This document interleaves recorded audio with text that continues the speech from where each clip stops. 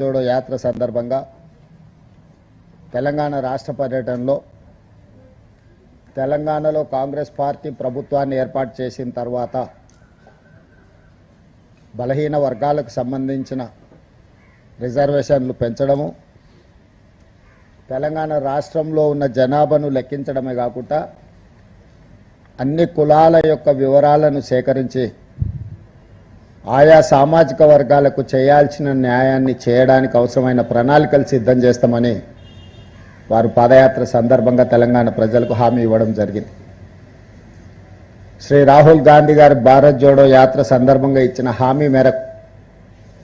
తెలంగాణ రాష్ట్ర ప్రజలు తెలంగాణలో కాంగ్రెస్ ప్రభుత్వాన్ని ఏర్పాటు చేయడం జరిగింది. తెలంగాణలో ప్రభుత్వాన్ని ఏర్పాటు చేసిన మా మంత్రిమండలి ఫిబ్రవరి 4, 2024 నాడు మొదలుపెట్టి ఫిబ్రవరి 4, 2025 నాటికి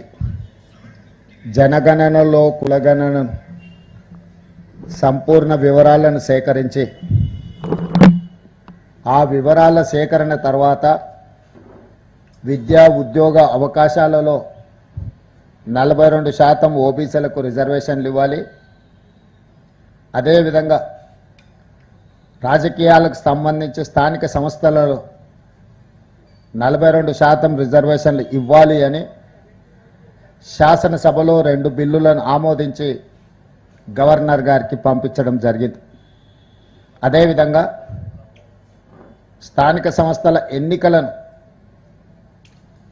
హైకోర్టు సెప్టెంబర్ 30 తారీఖు లోపల నిర్వహించమని ఆదేశాలు ఇచ్చిన తర్వాత ఎన్నికల నిర్వహణకు అడ్డు వస్తున్న ప్రతిబంధకాలను పరిశీలించినప్పుడు 2018లో చంద్రశేఖరరావు గారు స్థానిక సంస్థల్లో 50% మించకూడదు రిజర్వేషన్లు, 50% పరిమితం చేస్తూ టీఆర్ఎస్ ప్రభుత్వం చేసిన చట్టం అడ్డంకిగా మారడంతో అప్పటికప్పుడు మా ప్రభుత్వం ఆర్డినెన్స్ ద్వారా చంద్రశేఖరరావు గారు తెచ్చిన చట్టాన్ని సవరించి గవర్నర్ గారికి పంపించడం జరిగింది. ఆ ఆర్డినెన్స్ను కూడా గవర్నర్ గారు రాష్ట్రపతి ఆమోదం కోసం పంపించడంతో 4 నెలల క్రితం విద్యా ఉద్యోగ అవకాశాలలో 42% రిజర్వేషన్లు ఓబీసీలకు, స్థానిక సంస్థల ఎన్నికలలో 42% రిజర్వేషన్లు ఓబీసీలకు 2 బిల్లులు దాదాపుగా 4 నెలలు పూర్తయినా రాష్ట్రపతి గారు ఆమోదించలేదు. అదేవిధంగా చంద్రశేఖరరావు గారు తెచ్చిన చట్టం బీసీ రిజర్వేషన్లను 42% పెంచడానికి అడ్డంకిగా మారడంతో ఆ అడ్డంకిని తొలగించి ఆర్డినెన్స్ను కూడా రాష్ట్రపతి ఆమోదం కోసం ఎదురు చూస్తున్నది. క్షేత్రస్థాయిలో మేము చేయాల్సిన ప్రయత్నాలన్నీ చేసి అన్ని రకాల చట్ట సవరణలు చేసి శాసనసభ ఆమోదం పొంది ఏకగ్రీవంగా శాసనసభలో ఉన్న బీఆర్ఎస్, బీజేపీ, సిపిఐ, ఎంఐఎం మా ప్రభుత్వం అందరూ సభలో చర్చ పెట్టి అందరూ ఏకగ్రీవ ఆమోదంతో ఢిల్లీకి పంపిన ఈ చట్టాలు అమలు జరగకుండా వాయిదా పడుతూ వస్తుంది. అందుకే ఇది రాష్ట్ర స్థాయిలో కాదు జాతీయ స్థాయిలో ఒక పోరాట కార్యాచరణను చేపట్టాలి. ఈ పోరాటంలో జాతీయ అధ్యక్షులు రాజ్యసభలో అపోజిషన్ లీడర్ మల్లికార్జున్ ఖర్గే గారిని, Lok Sabha leader of opposition Shri Rahul Gandhi గారిని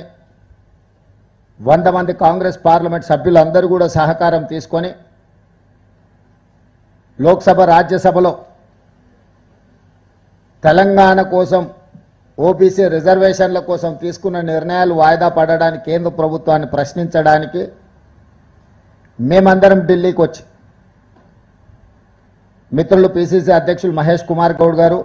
ఉప ముఖ్యమంత్రి బట్టి విక్రమార్క గారు, ఉత్తమ్ కుమార్ రెడ్డి గారు, మిగతా మంత్రివర్గ సహచరులం అందరం కూడా ఇందిరా భవన్లో స్పష్టంగా అధికారిక కార్యాచరణలో మేము తీసుకున్న విధానాన్ని ఈరోజు వాటి పరిస్థితులను అందరికీ వివరించడం జరిగింది. ఆనాడు శ్రీ మల్లికార్జున్ ఖర్గే గారు, శ్రీ రాహుల్ గాంధీ గారు సంపూర్ణంగా తెలంగాణ చేపట్టిన ప్రక్రియను సమర్థించుకుంటూ మేము తీసుకున్న నిర్ణయాలు ఓబీసీలకు పెంచాల్సిన 42% రిజర్వేషన్లకు సంపూర్ణ మద్దతు పలికారు.